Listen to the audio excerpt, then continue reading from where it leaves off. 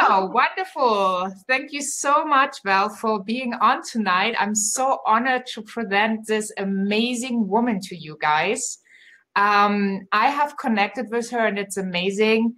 Um, I'm an animal lover, as some of you might caught on to. I don't write that often about it in my posts, but I do have 2 dogs and 4 cats. And it's so important to communicate with them. And when I started to have animals, I didn't know how. So Val helped me out a little bit with some techniques, and I'm going to share with you her wisdom by presenting this interview to you guys. So let me do a proper intro because you need to know about her. So she is an animal whisperer, which is so amazing. And basically, she is the real Dr. Dolittle, but you need to find that out. And she started her career 25 years ago when spontaneously she started to communicate with her 2 naughty cats because they started scratching the very expensive sneakers of her husband, and that was not good. So they were actually threatened to be kicked out or even lose their life, which I don't think that would have happened. But something amazing happened instead. Val decided to speak to them. And after this, they never ever scratched these shoes or touched these shoes. And that was like an aha moment. And she was totally amazed that this could happen. So making a long story short, she created the heart system. That's a 5-step process for solving problems with pets. And that work on every animal. That's the amazing thing. And her specialties also include life guidance, intuitive life guidance, animal communication, quantum leap therapies, and body talk healing, not only for animals, but also for humans, for people. So I find this totally fascinating, Well. So I'm really, really exciting to find out more about her work and to connect more and learn more. You want to check out valheart.com and the Heart School of Animal Communication. We will drop a link. So this is the URL is learnhowtotalktoanimals.com. So that's pretty easy to find. So also she provides today her ebook as a free copy to you. It's called Hidden Secrets to Communicating with Pets. So a very, very well and warm welcome again.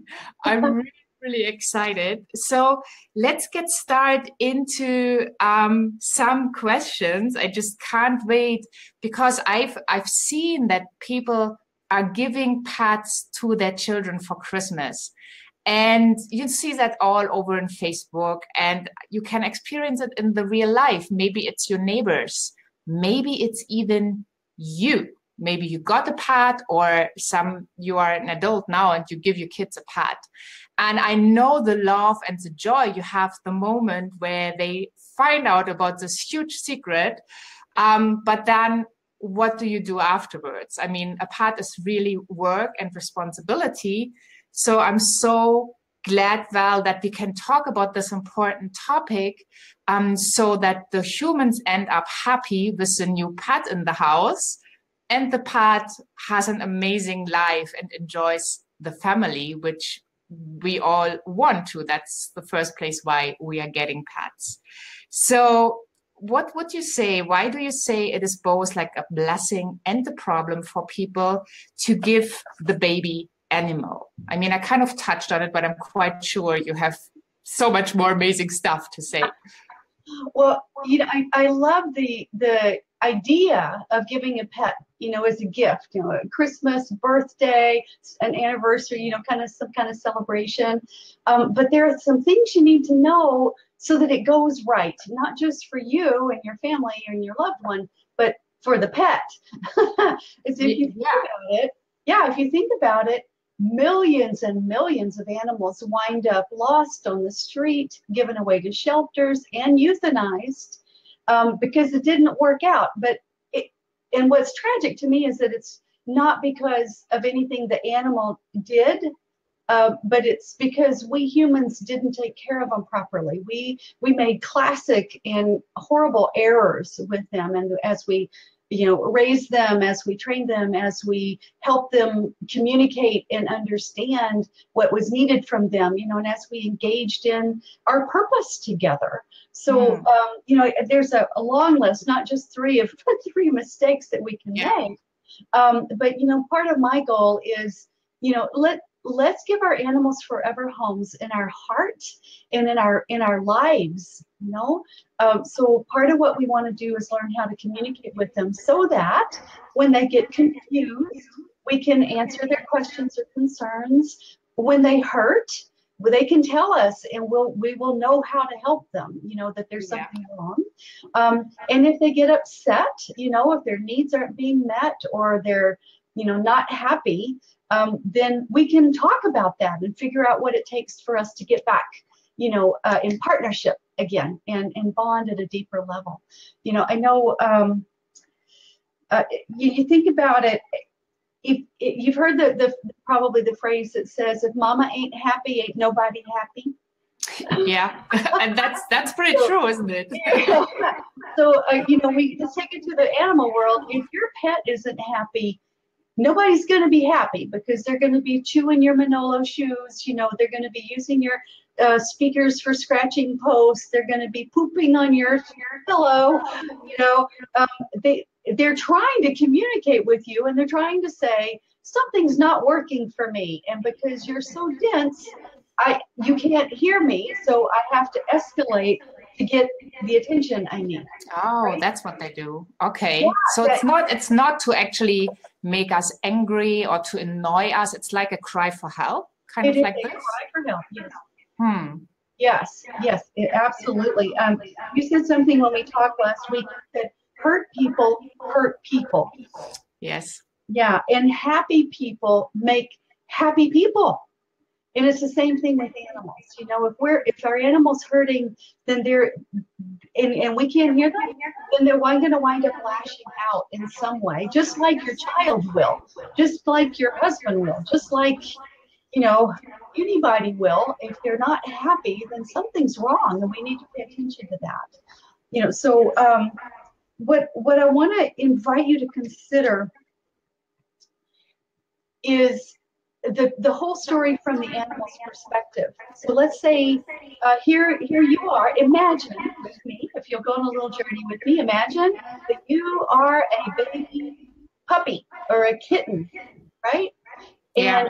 And all you've known is your mom and your siblings, and you're learning how to eat, and you're learning about playing, and you're getting all this good dog wisdom, right? Your mom's teaching you the rules. She's letting you know when you cross the line. She's encouraging you when you do the right thing. And your brothers and sisters, you tussle together and you chew on each other, and and you're learning, you're growing, you're socializing. But then all of a sudden, one day, someone comes, picks you out of the pile, and takes you away from your family. And they don't tell you why. They don't tell you where you're going. You're cold. You're lost, you're alone, you're afraid, you're concerned. You're like, but I didn't even get to say goodbye to my mom. Where are you taking me? Right? And then they wind up maybe as a Christmas gift in a box.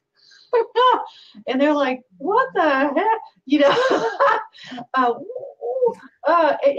They're afraid. Yeah. They're like freaking out. Their stress level is through the roof.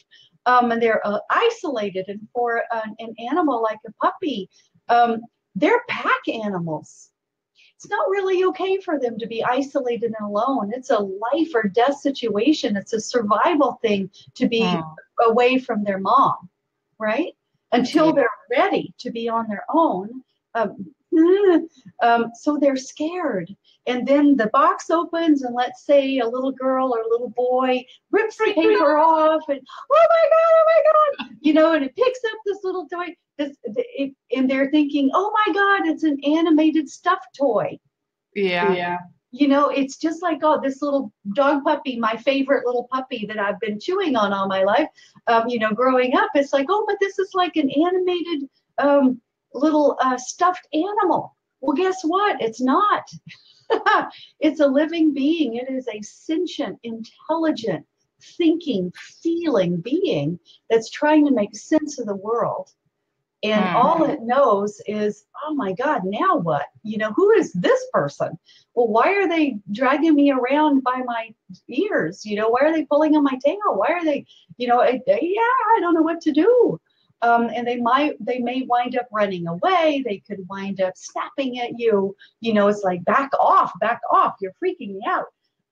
You know, and then the adults and the child, they become the baby's parents. So as humans, we take over the job and the responsibility of raising this baby to be a healthy, functioning adult in the world today. And that means they need to know their purpose. They need to know the household rules. They need to know, right? They need to know where their stuff is. They have needs that must be met, right? And many of them, they sort of figure it out. They start listening and they activate their super brain powers and they eavesdrop on human conversations, trying to figure out what the deal is. And then they kind of make it up from their background, you know, from what they've learned so far. And sometimes they get it right and sometimes they don't get it right. And they get punished and they have their consequences they had no clue about, you know, and again, they're kind of lost. And a lot of times we don't even socialize them properly, you know. They don't understand about umbrellas and bicycles and other peoples and strangers and other, you know, animals. And it's like they don't get it. The job that their mother would have taught them had they been left with their parent for 3 to 6 months or longer, that's your job now, right? So it's a big deal. You don't just get a puppy or a kitten for Christmas to make your child happy for a few minutes, a few hours, and then toss it aside and they go on to the next present. This is a lifelong commitment. Your job. You've just taken on the job of being a baby's parent. Yeah, and I remember when my dog came into my life, I was not prepared, but at least I was an adult. So when we got the dog, it was kind of not the question, it was kind of decided, but I didn't take care of choosing or anything. I was like, yeah, whatever.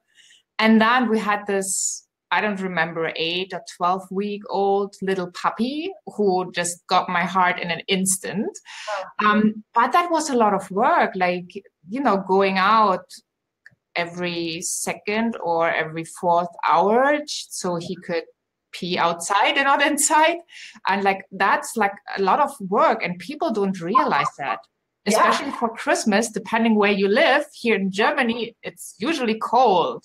So I don't want to go out at 2 o'clock or 4 o'clock or 6 o'clock. Right. And guess what? The baby doesn't either. Your baby doesn't either. Like, it's cold out there. I think I'll pee in the box. You know, I think I'll pee. It used to be okay to pee on the blanket, you know, in my, you know, whelping box with my mom and stuff.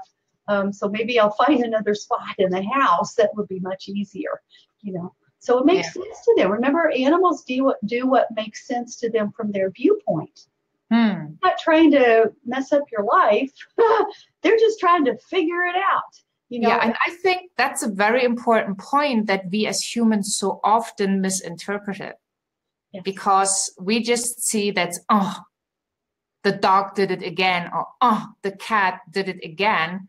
And we just then take it personal, kind of. Which it means that we're not doing our job. You know, we didn't explain it properly. We set them up for failure. Yeah. So what can you advise to people that they can put in right now. I mean, I started to talk to my animals, and I do feel that they do understand me, but sometimes the results are still different. So what can all the people, including me, do to have an even more loving, caring relationship where, you know, the animals are not in our way, like, oh, I don't have time for you right now, but they want to come along and you're just so busy. So what can you advise that you spend value time and also that you get better results? Great question. So understanding the little story I just took you through, hopefully will help you shift viewpoints so that you can kind of share their viewpoint. Yeah. Have a thought for that. You know, a lot of times when animals are overstressed, just like we get, they don't know what to do. A lot of puppies will pee. You know, they pee themselves. It's you know, it's like, yeah, I don't know what to do. So Can be joy as well. Yeah, That they're so excited they can't hold it. You know, animals need their own stuff. You know, they having their own little bed or a den where they're safe. You know, we call it a kennel or a little cage. But for them, it can be a den. It's a special place of safety. It's a place where they can, oh, thank God, I can relax. You know, nobody's going to grab me, you know, and I don't have to worry about being stepped on, you know, and that big scary thing that makes noises, you know, I can hide from it in here. You know, so we need little breathers, you know, we need a little comfort zone. We need a safety zone for our animals. And, you know, and if your child is overly zealous about giving their baby too much attention, and you can see it's stressing the babe, stressing your pet, then separate them. You know, baby needs a nap, so does your child. So let's take a nap. Let's chill out for a little bit, and go do something else. You can distract your child to go do something else, and then we'll come back and we'll, you know, check on our new baby. So, you know, and teaching your child how to manage a baby, an animal, how to train it, how to think about its needs, you know, more than our own needs. That's one of the biggest gifts we can get when we're growing up, is to expand our viewpoint, because the world doesn't revolve around us all the time. Yeah. You know, I think that's really great advice. But what if the parents don't know because they didn't have a dog when they grew up? Yeah. So where can they? Well, obviously you have a beautiful gift to download your book. I'm quite sure there are lots of tips and advice. But what's like a really practical thing before people can hop on and get the download? Oh, great question. There's so much good information out there. You know, if you're going to give a baby animal or any animal really for a gift, do some Google searching. Go on Amazon. Look for the best-selling books on this topic. You know, how to raise a happy kitten or a cat or a dog, or don't screw up your puppy. You know, or things like that. And then give that as part of the gift, and then do it with your child so that you learn together. Okay. Right? I would also say one of the biggest things I could suggest and encourage everyone listening to do is to get My Hidden Secrets to Communicating with Pets book, because a lot of what you need, they know. All you have to know is how to ask them and how to receive it so that you can talk about it. You know, so if you see you're getting in trouble or they're getting in trouble, let's talk about it. You know, there's a confusion there. There's a misunderstanding. There's a need that's not being met, right? Let's find out what it is, and so we can partner up together and solve this problem together, right?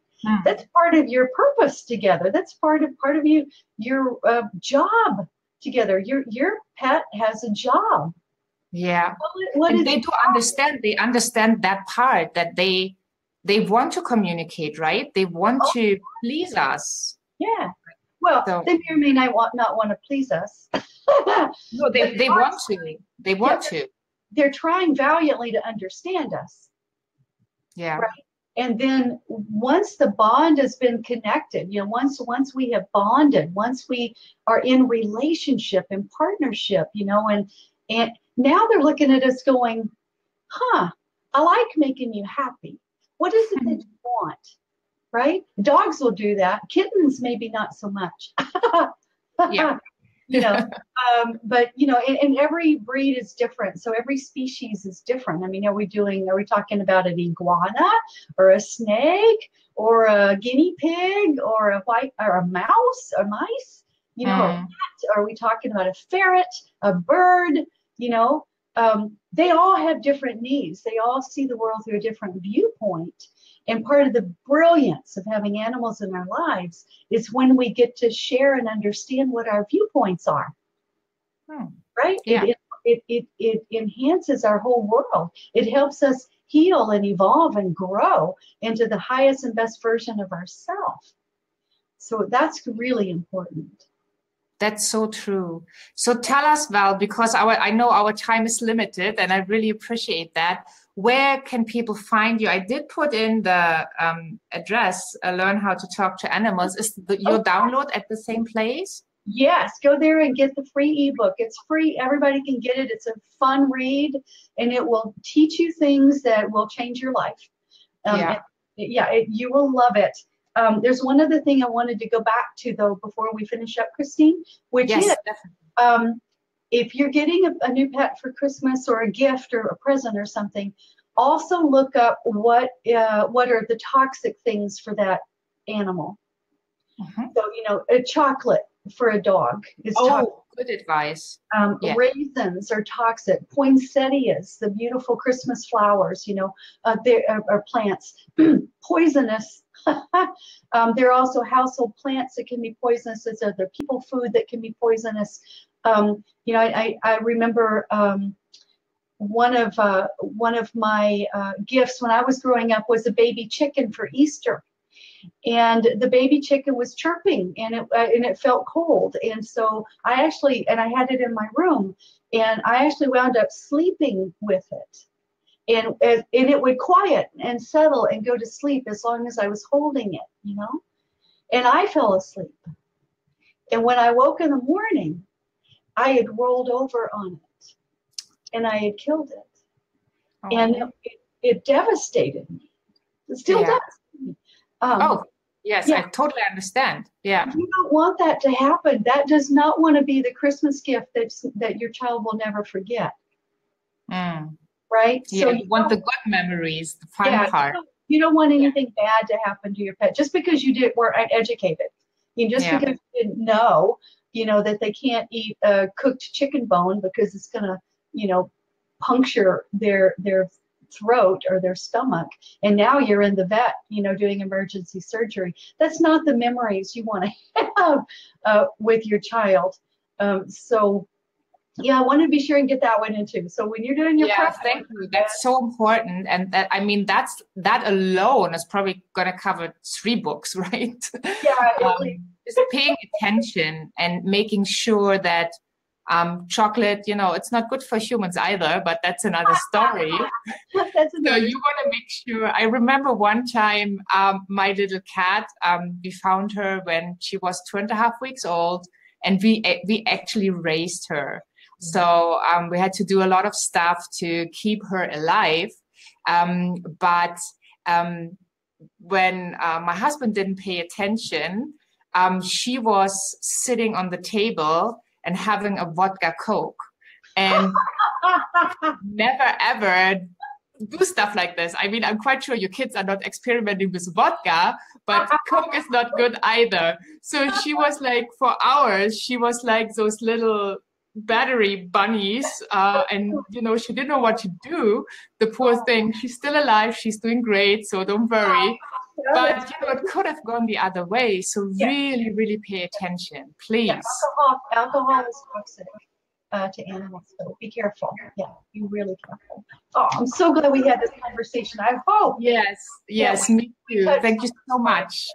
Yeah, guys, I'm going to post the link for you again that you just have on my Facebook feed, that you just have the facts. For those of you who really just want to click, then go to the site, get your freebie. and get educated, because your life will be so much easier. And of course, your kids' life will be so much more joyful if you can actually enjoy the relationship with your animal. Yes. Right? Thank you. So you want to finish with a last couple sentences, Val? I'm so grateful for everyone that loves animals and that makes room for them in our lives, because they are angels, teachers, guides, and healers. And when we recognize and respect and revere them for who they truly are, they make us better people. And God knows we need to be the best version of ourselves we can possibly be. So thank you from the bottom of my heart for loving animals. Yes, and I'm going to join into that. Thank you so much for treating animals in the right way, or for leaving wild animals who belong into nature, in nature, and just respecting and acknowledging nature, because that's where we come from. We are not a superior race. We are all one. And I just want to get this point across, that if you kids sometimes experience as well, if you're ever cruel to an animal, it's actually something you give to yourself as well. And nobody really wants that. So as Val said so beautifully earlier when we had our conversation, and I picked that up as well from a mentor of mine, hurt people, happy people make people happy. And you can just replace people for animal, or people, animal, animal, people, whatever you want to do. It works in all the ways.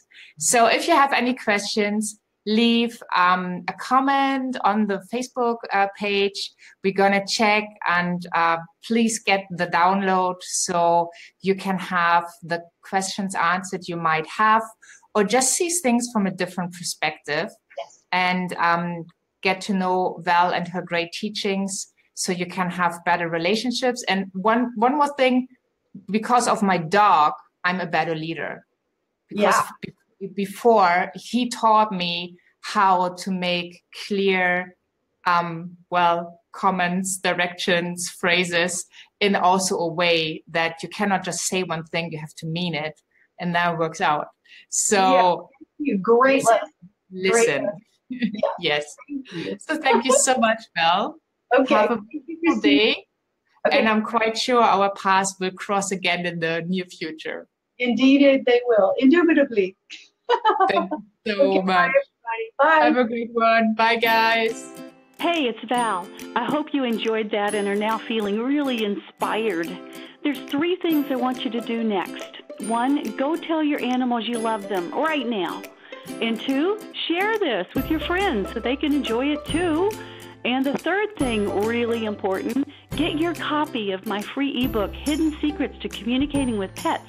Go to learnhowtotalktoanimals.com. You're going to love it. You'll learn 3 fundamental communication and connection principles that will help you understand and bond at a deeper level. And you're going to find out how to send a message to animals in 3 easy steps. It works with every animal, every time. This is good stuff. All right. See you there. Bye.